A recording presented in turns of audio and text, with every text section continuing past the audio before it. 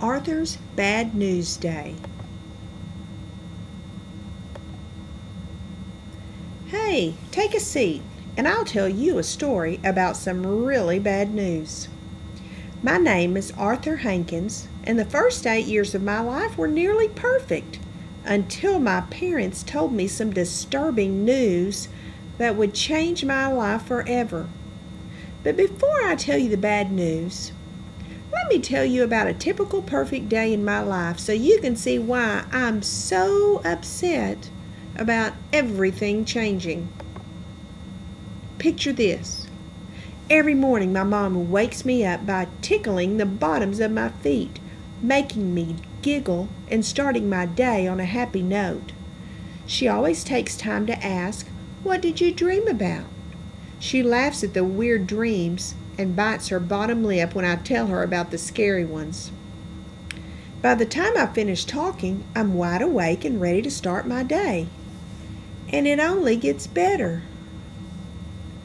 The smell of hot maple syrup carries me eagerly downstairs, making my mouth water and my stomach growl. For breakfast, Dad always makes these really cool Mickey Mouse-shaped pancakes, sometimes adding chocolate chips or blueberries. They're so delicious that I could eat them for the rest of my life. Dad, Mom, and I talk about the day ahead while we eat, and Dad always pretends to steal a pancake off my plate. "You don't look so hungry today, Arthur. Let me help you finish this," he says.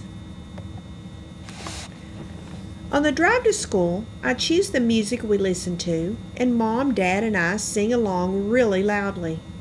Sometimes Mom and Dad will get in a competition to see who can make up the goofiest words to the songs, and at other times, Dad pretends to play many different instruments along with the CD, a trombone, guitar, piano, or flute.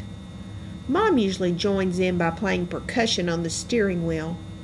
Over the years, I've learned to play my imaginary harmonica as well. Very well. And the day gets even better. After school, Dad and I kick and toss the ball around until it's time for dinner. When it's raining or snowing, we still play outside sometimes, although usually we stay in and draw or put together a puzzle. Dad and I once built a 3-dimensional puzzle of the Egyptian pyramids. It took us almost a month, but it was awesome. I usually help Mom and Dad make dinner, and twice a week I get to choose what we make, such as spaghetti or homemade pizza with extra cheese. Then we eat and tell stories about our day. I never realized how interesting my day really was until I'm telling Mom and Dad about it. I'm a famous geologist telling them about the rocks I found during recess, or I'm a world-renowned artist describing my use of color in art class. After dinner, Mom never forgets about my favorite dessert, a giant chocolate chip cookie with milk, which I drink from a special glass I got when we visited Disneyland. It reminds me of the best vacation ever. After I finish my homework, we play board games, watch a movie, or do whatever I feel like until it's time for bed. I usually read myself to sleep, although sometimes Mom and Dad snuggle up with me and read to me, which always makes me have good dreams that I can tell Mom about the next morning. Well, it's about time I tell you about the bad news. It's horrible. My perfect life will never be the same. Take my word for it. You don't ever want this happening to you. Okay, here goes. A few months ago, my parents told me that soon I'm going to have a little sister. Ugh! Now can you see why I'm so upset? This is going to ruin everything. For 8 years, I've been the center of attention. I haven't had to share my parents with anybody, not even a pet. And we've always had so much fun together. I don't understand why they want to change things. One more person will make our house too crowded, and I know I'm not going to like it. My friend Jeff got a baby sister last year. His dad and mom never have time to play with him. They're always busy holding and playing with the baby and changing her smelly diapers. Yuck! That is so gross. He said they don't ever make him help with the diapers, but they do ask him to help out more around the house and to get them things when they're busy with the baby. He says he got used to it, but I don't think I'll ever get used to having to do more work. I mean, what is she going to have to do? I haven't even told you the worst, most outrageous part of the story. I will have to share my bedroom with the baby. Yep, you heard me right. No more peace and quiet when I read at night or while I play on weekends. And Mom will probably tickle her feet in the morning instead of mine.